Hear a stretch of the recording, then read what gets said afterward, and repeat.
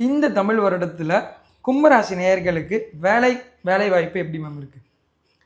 கும்பராசி அன்பர்களுக்கு பார்த்தீங்க அப்படின்னா, அவங்களுக்கு இப்போது இந்த ஒரு 2 வருஷ காலமாகவே தான் நினச்சதை தான் பண்ணணும். அவங்களுக்கு பார்த்தீங்க அப்படின்னா, ஒரு பொருள் வாங்குறது கூட ரொம்ப லேட் ஆனா கூட, தான் நினச்ச பைக் தான் வாங்கணும், தான் நினச்ச கார் தான் வாங்கணும் அப்படிங்கிற ஒரு எய்மோடு இருப்பாங்க.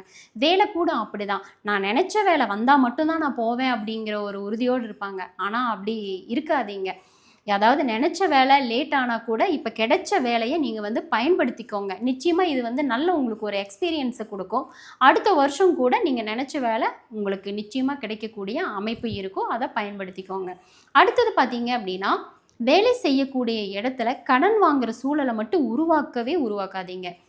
சில பேர் பார்த்தீங்க அப்படின்னா, அதாவது முன்பணமா அட்வான்ஸ் அப்படின்னு கூட வாங்குவாங்க. சில நபர்கள் பார்த்தீங்க அப்படின்னா, 2 வருஷம், 3 வருஷம் தன்னோட சேலரியில ஒரு குறிப்பிட்ட அமௌண்ட் கம்பெனிக்கு செலுத்துற மாரி ஒரு கடனா முன்னாடியே அமௌண்ட் வாங்கி வச்சிருப்பாங்க. அந்த மாரி சூழல மட்டும் அ கொண்டுட்டு வராதீங்க. ஏன்னா, அது மிக ஒரு அதிகமான மன உளைச்சல குடுத்துரும்.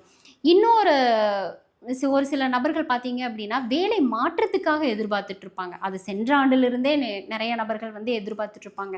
இந்த டைம் என்ன அப்படின்னா, நிச்சயமா நீங்க நெனச்ச மாரி ஒரு வேலை மாற்றம் அப்படிங்கிறது கட்டாயம் கிடைக்கும்.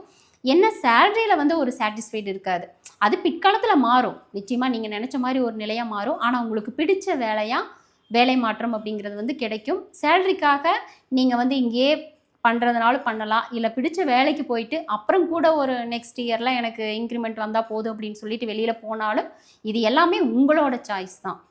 நிச்சயமா நீங்க நெனச்சது எல்லாமே வேலையில அமையும். இதுல உங்களோட கையில தான் இருக்குது. நீங்க முடிவெடுக்கிறது.